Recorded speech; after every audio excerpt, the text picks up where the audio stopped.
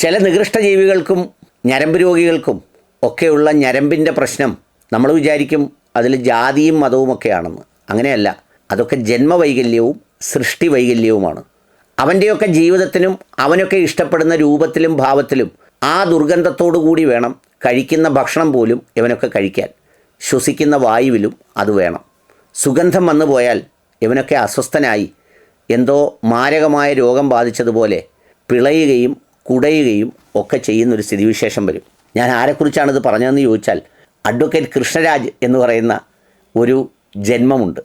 അദ്ദേഹത്തിനാണ് ഞാൻ കേരളത്തിൽ വർത്തമാന കാലഘട്ടത്തിൽ കണ്ടതിൽ വെച്ച് യാതൊരു ന്യായീകരണവുമില്ലാത്ത ഈ രോഗം പിടിപെട്ടിരിക്കുന്നതും അതിനടിമയായിരിക്കുന്നതും.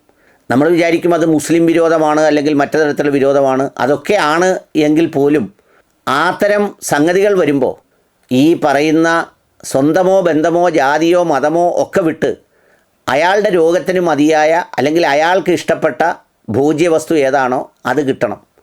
ആ ദുർഗന്ധത്തിൽ തന്നെ കിട്ടണം. ആ ഗന്ധം മാറിപ്പോയാൽ അയാൾക്കത് സ്വീകാര്യമാവില്ല.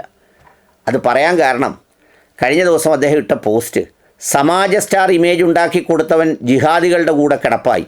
സ്റ്റാർ അതിനായി ആഞ്ഞ് ശ്രമത്തിലാണോ എന്നൊരു സംശയം ഇല്ലാതില്ല. എന്ന് പറഞ്ഞാൽ ഉണ്ണി മുകുന്ദൻ്റെ കാര്യമാണ് പറയുന്നത്.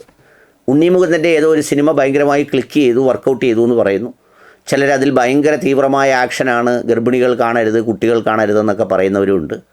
അതിൻ്റെ പ്രശ്നം ഞാൻ മനസ്സിലാക്കുന്നത് അതിൻ്റെ നിർമ്മാതാവ് എങ്ങാണ്ട് ഹനീഫ എന്നെങ്ങാണ്ടാണെന്ന് തോന്നുന്നു അയാളുടെ പേര്. എനിക്കറിയില്ല കേട്ടോ. ഏതായാലും അതിലൊരു മുസ്ലിം പ്രോമിനൻസ് എവിടെയോ ഉണ്ട്, സംവിധാനത്തിലോ നിർമ്മാണത്തിലോ എങ്ങാണ്ട്.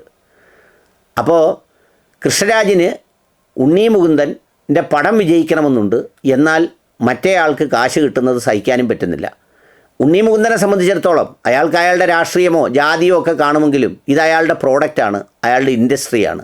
ആ പ്രോഡക്റ്റിന് ആരാണോ അതിൻ്റെ മാനുഫാക്ചറർ അയാളോടൊപ്പം പ്രൊമോ ചെയ്യണം, വീഡിയോ ചെയ്യണം, അയാളെക്കുറിച്ച് പുകഴ്ത്തി പറയണം. ഇതൊക്കെ അദ്ദേഹത്തിന് ഈ ഇൻഡസ്ട്രിയിൽ നിൽക്കുന്ന ഒരു പ്രധാനപ്പെട്ട സംഗതിയാണ്. പക്ഷേ കൃഷ്ണരാജിന് ആവശ്യം അങ്ങനെയൊന്നുമുള്ള ആളുകളെയല്ല. കൃഷ്ണരാജിനെ പോലെ മൊബൈൽ സെപ്റ്റേജ് ട്രീറ്റ് ചെയ്യുന്ന ഒരു പ്ലാന്റായി ഉണ്ണി മുകുന്ദൻ മാറണം എന്നുള്ളതാണ് പുള്ളിയുടെ ആഗ്രഹം. അതുകൊണ്ടാണ് ഇപ്പോൾ പുള്ളി ഉണ്ണി മുകുന്ദനെതിരെ തിരിഞ്ഞേക്കുന്നത്. എന്നിട്ട് പറയുന്നത് സമാജം സ്റ്റാറാക്കിയ ആളാണെന്നാണ്. കേരളത്തിലെ ജനങ്ങൾ സമാജത്തിൻ്റെ ഭാഗമാണെന്നാണ് ഈ വിഡ്ഢിയാൻ വിശ്വസിച്ചിരിക്കുന്നത്. തീർന്നില്ല, പിന്നൊരു പോസ്റ്റ് കൂടി പുള്ളി ഇട്ടിട്ടുണ്ട്.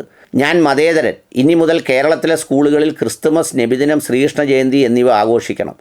എല്ലാവരും മതേതരരാവണം. പഠിത്തം വേണേൽ പിന്നീടാവാം. പഠിത്തത്തിന് എന്ത് വിവരം കൊടുക്കുന്ന ഒരാളാണെന്നറിയാവോ? കൃഷ്ണരാജ് വക്കീലിനെ പോലെ പഠിച്ച് ഈ സമൂഹത്തിൽ ഉയർന്ന നിലയിൽ എത്തിച്ചേർന്നാൽ ഈ സമൂഹത്തിന് എന്തൊരു ഗുണമാണെന്നറിയാവോ? ആ വീട്ടുകാർക്ക് പോലും വലിയ ഉപയോഗം ഉണ്ടോ എന്ന് അവിടെ കാണാൻ പോയി തിരക്കണം. അതാണ് സ്ഥിതി. നാട്ടുകാരോടും അന്വേഷിക്കണം. എൻ്റെ കൃഷ്ണരാജ് വക്കീലെ നബിദിനം ആഘോഷിച്ചാലും ശ്രീകൃഷ്ണ ജയന്തി ആഘോഷിച്ചാലും ഇതായാലും ഇനി ഒന്നും ആഘോഷിച്ചില്ലേലും ഒരു മക്കളെയും ഒരു തലമുറയെയും ഒരു മനുഷ്യരെയും അങ്ങയുടെ മക്കളെപ്പോലും അങ്ങയുടെ മക്കളെപ്പോലും ഈ കൃഷ്ണരാജിൻ്റെ മനോഭാവമുള്ള മക്കളാക്കി വളർത്താതിരിക്കട്ടെ എന്ന് പ്രാർത്ഥിക്കുന്നു.